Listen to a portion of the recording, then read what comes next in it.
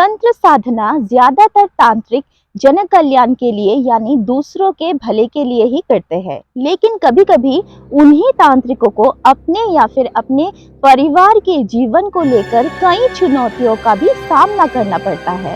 जन कल्याण करते करते कभी कभी किसी तांत्रिक को दुर्दशा से भी गुजरना पड़ता है। आज की ये जो कहानी है ये एक सच्ची कहानी है और मेरे ही परिवार से जुड़ी हुई है। तांत्रिक जब कुछ साधना करते हैं तो वे आसन बांध के बहुत से नियमों का पालन करके ही अपने आप को सुरक्षित कर लेते हैं। भूत प्रेत को वश में करने की साधना या फिर किसी को भूत प्रेत से मुक्ति दिलाने की क्रिया में तांत्रिकों को और ज्यादा अपने आप को सुरक्षित रखना पड़ता है। तंत्र शास्त्र में बहुत सारे ऐसे शाखाएं हैं, मार्ग है जहाँ पे किसी किसी तांत्रिकों का घर परिवार बच्चे भी होते हैं। और ऐसे में तांत्रिक जब किसी के शरीर से या घर से भूत प्रेत को भगाते हैं, इसमें तांत्रिक सबसे पहले अपने घर परिवार को ही सुरक्षित रखते हैं और एक सुरक्षा बंधनी भी देते हैं। तो चलिए अब कहानी को शुरू करते हैं। ये कहानी है सन 1957 की, जो मेरे दादाजी की कहानी है। मेरे दादाजी एक बहुत ही खतरनाक तांत्रिक थे, जो शमशानी क्रिया से लेकर भूत प्रेत को भगाना, लोगों की बीमारियों को ठीक करना, वो सारे काम, वो सारी ऐसी क्रियाएं चुटकियों में ही कर देते थे। जैसे कि मैंने पहले बताया कि तंत्र शास्त्र की कई शाखाएं और मार्ग होते हैं, उसी के चलते कई तांत्रिक गृहस्थ जीवन भी बिताते हैं। और मेरे दादाजी भी तांत्रिक होने के साथ साथ एक गृहस्थ भी थे, और इसीलिए अभी इस वक्त मैं आपके सामने हूँ। मेरे दादाजी के 3 बेटे थे, उनमें से मेरे पापा मझले बेटे थे, लेकिन मेरे बड़े पापा, मेरे पापा और चाचू को तंत्र साधना में थोड़ा सा भी शौक नहीं था। पुराने जमाने में भूत प्रेतों का काफी प्रकोप हुआ करता था। मेरे दादाजी गुवाहाटी के जिस जगह पर रहते थे, उससे थोड़ी ही दूर पर एक बहुत ही खतरनाक और भयानक जगह हुआ करता था, जहां पर अंग्रेज एक समय में लोगों को मारकर उसी जगह लाके दफनाया करते थे, जहां उन अंग्रेजों के हाथों मरे हुए लोगों की अतृप्त आत्माएं सिसक सिसक कर रोया करती थी। अंधेरा होते ही लोग उस रास्ते से जाया तो क्या, उस जगह को देखते भी नहीं थे। सन 1957 की ये सच्ची कहानी मेरे दादाजी और चाचू की है, और उस समय मेरे पापा सिर्फ 10 साल की उम्र के थे। जो दर्दनाक और भयानक कहानी पापा ने खुद अपने आंखों से देखी थी उस उम्र पर, वो कहानी पापा को आज भी बारीकी से याद है।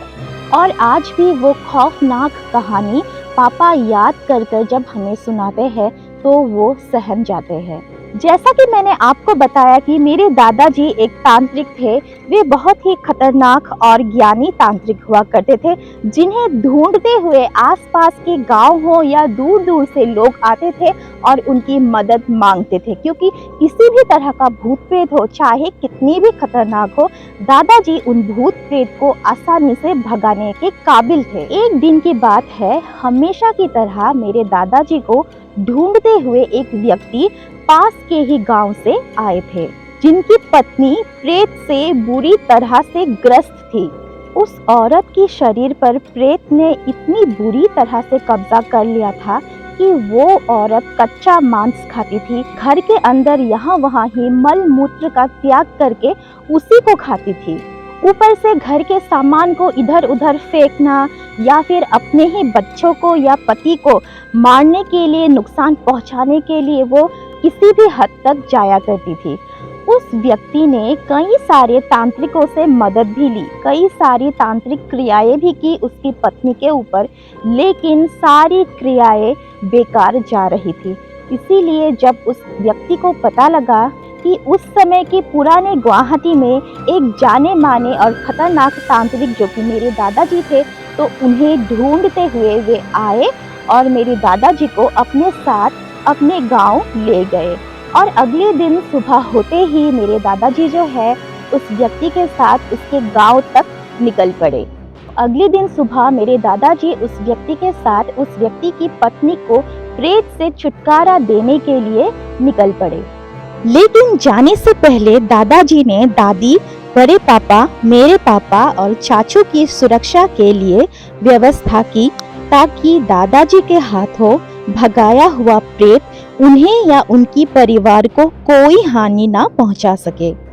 क्योंकि ऐसा अक्सर होता है कि दिन, तिथि, नक्षत्र या राशि कभी-कभी खराब होने पर तांत्रिक द्वारा भगाया गया प्रेत या आत्माएं कभी-कभी उसी तांत्रिक या फिर उसके परिवार को नुकसान पहुंचा सकती है।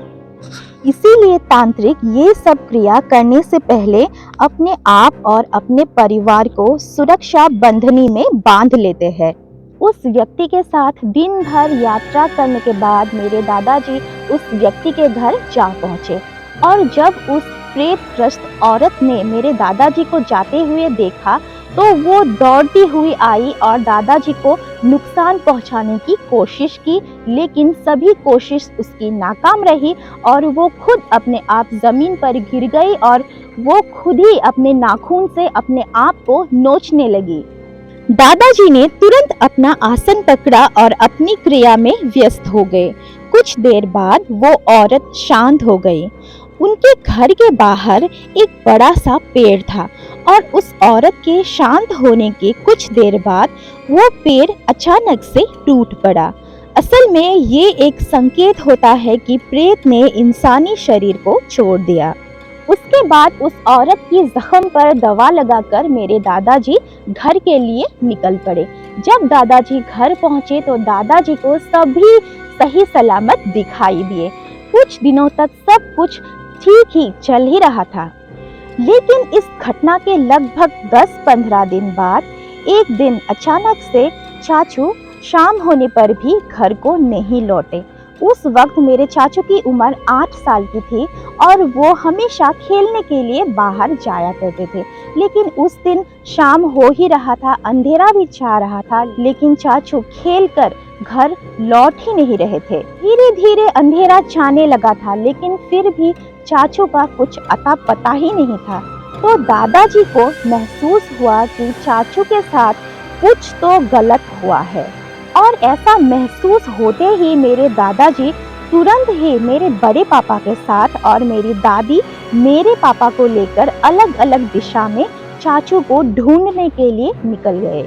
एक तरफ मेरे दादाजी और मेरे बड़े पापा तो दूसरी तरफ मेरी दादी और मेरे पापा चाचू को ढूंढते रहे, लेकिन चाचू का कुछ पता नहीं लगा। और अचानक से मेरे दादाजी को मेरे पापा की ऐसी चीख सुनाई दी कि मेरे दादाजी और बड़े पापा तुरंत दौड़ते हुए उस तरफ जा पहुंचे जहां से मेरे पापा चीख रहे थे। और जब दादाजी उस जगह जा पहुंचे जहां से मेरे पापा चीख चीख कर रो रहे थे, तो पहुंचते ही उन्होंने देखा कि दादी जमीन में ही बैठकर रो रही थी और पापा ने रोते रोते दादाजी को ऊपर की तरफ इशारा किया। तो दादाजी ने देखा कि बांस यानी बैम्बो के जो पेड़ है उसके ऊपर पेट के बल हाथ पैर फैलाए आंखें खोलते हुए ही चाचा जी मरे पड़े हुए थे।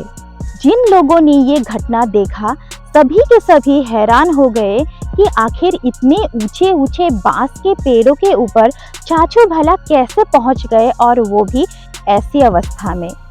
उसके बाद दादाजी को साधना के द्वारा पता लगा कि ये काम और किसी का नहीं बल्कि उसी प्रेत का है जिस प्रेत को मेरे दादाजी ने एक औरत की शरीर से भगाया था। लेकिन दादाजी हैरान हो गए कि आखिर प्रेत ने ऐसा कैसे किया, क्योंकि दादाजी ने तो सभी को सुरक्षा बंधनी दी हुई थी। और जब बांस को काट कर मेरे चाचू की बॉडी को नीचे लाया गया तो मेरे दादाजी ने ये देखा कि मेरे चाचू की बॉडी से वो सुरक्षा बंधनी गायब है। असल में क्या होता है, प्रेत को भगाने के बाद तांत्रिक अपने आप को या अपने परिवार को जो सुरक्षा बंधनी देते हैं उस बंधनी को कम से कम 21 दिनों तक अपने शरीर से अलग नहीं करना चाहिए। और एक बात इसी वीडियो में आपको बता देती हूँ कि बांस के जो पेड़ होते हैं उन पेड़ों में पुराने ज़माने में लंबे लंबे पैरों वाला एक भूत रहता था या फिर अतृप्त आत्मा रहता था, जिसे हम असमिस में डिघोल ठेंगिया कहते हैं। कभी कभी क्या होता था, वो डिघोल ठेंगिया भी बांस के पेड़ के ऊपर ले जाकर आदमी को मार डालते थे। लेकिन ये डिघोल ठेंगिया का काम नहीं था, क्योंकि मेरे दादाजी ने उस घटना के बाद जब साधना की तो उन्हें पता लगा कि ये काम उसी प्रेत का है जिस प्रेत को एक औरत की शरीर से दादाजी ने भगाया था। ये उसी का काम था। पता नहीं चाचू ने उस सुरक्षा बंधनी को अपने आप से क्यों अलग किया था।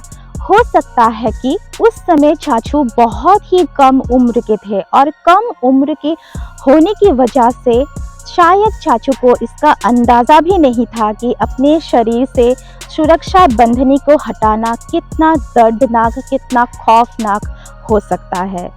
और जो भी हो, होनी को कौन टाल सकता है। अगर उस दिन ये घटना ना हुआ होता तो शायद हमारे चाचू आज हमारे साथ होते।